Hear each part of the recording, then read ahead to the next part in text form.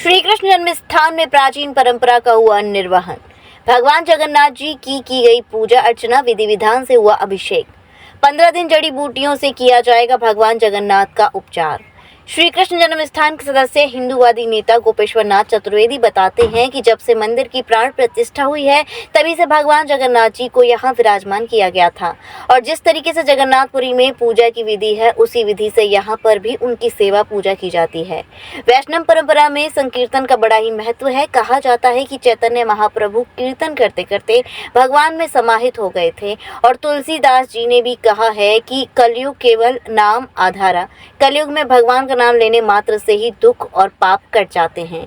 श्री कृष्ण जन्म स्थान से आज विधि विधान से भगवान जगन्नाथ जी की पूजा अर्चना की गई, उनका अभिषेक किया गया और प्राचीन परंपरा के अनुसार आज से 15 दिन तक भगवान जगन्नाथ बीमार रहेंगे तो उनका जड़ी बूटियों से उपचार किया जाएगा। 15 दिन के बाद वह स्वस्थ होकर अपने भक्तों को भगवान दर्शन देंगे। जैसे मंदिर की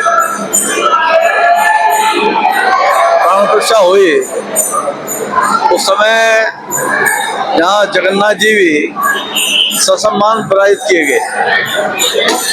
जो पूजा पद्धति जगन्नाथपुरी में है वही पूजा पद्धति हमारे यहाँ भी है, यथावत है। और जैसे संकीर्तन के द्वारा प्रभु प्राप्ति की जा सकती है, ये चैतन्य महाप्रभु ने ये परंपरा का उद्घाटन किया।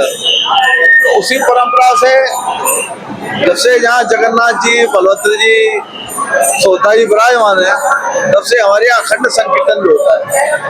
जो प्रभु का स्मरण चैतन्य महाप्रभु ने किया, हरे कृष्ण कृष्ण कृष्ण हरे हरे, हरे राम राम राम हरे हरे। क्योंकि वैष्णव परंपरा का मूल मंत्र है और मानस में कहा गया है कलयुग केवल नाम आधारा, सुमर सुवर नर उतरे पारा। ब्रह्म विवर्त पुराण ने कहा है कलो नास्तेव कतरन्यता, हरे नाम केवलम। तो उस परंपरा का निर्वाह करते हुए श्री चैतन्य महाप्रभु जी ने यह गौड़ी समुदाय और ये पूजा पद्धति या आसाधना पद्धति प्रारंभ की। हमारे यहाँ जैसे जगन्नाथपुरी में बलभद्र, सुभद्रा जी, जगन्नाथ जी विराजमान है और सामने जो गरुड़ स्तंभ में मां चैतन्य महाप्रभु जी है, तो वही परंपरा से हमारे यहाँ सामने श्री चैतन्य महाप्रभु जी विराजमान है। क्यों ये माना जाता है कि कीर्तन करते करते ही वह जो है विलीन हो गए जगन्नाथ जी में और सामने वो कीर्तन नृत्य प्रति उनने बहुत समय अपना जो उत्तर काल है चैतन्य महाप्रभु ने जगन्नाथपुरी में बताया अपना वही साधना की।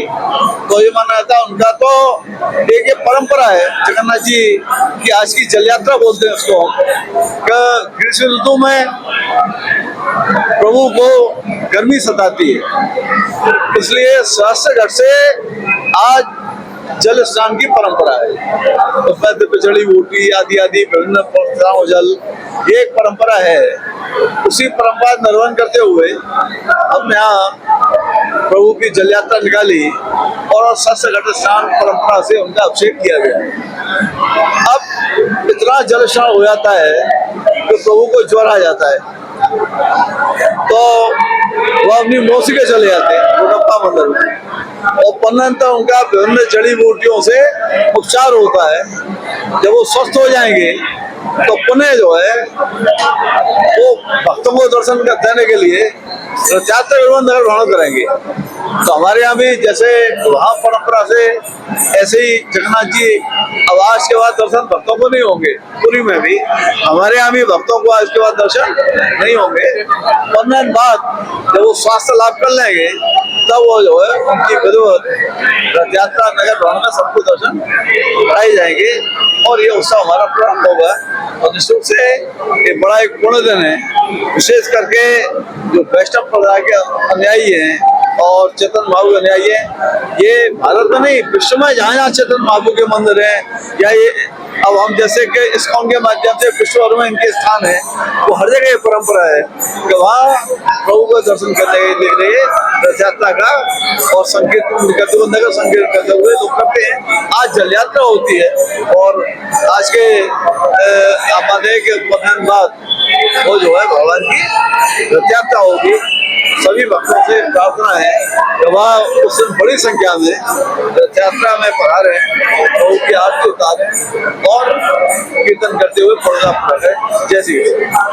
Ranked among top 15 universities and endowed with the state-of-art infrastructure, Sanskriti focuses on innovation, research, skill and holistic development of students. No wonder Sanskriti has 91% placement record. Sanskriti University for excellence in life.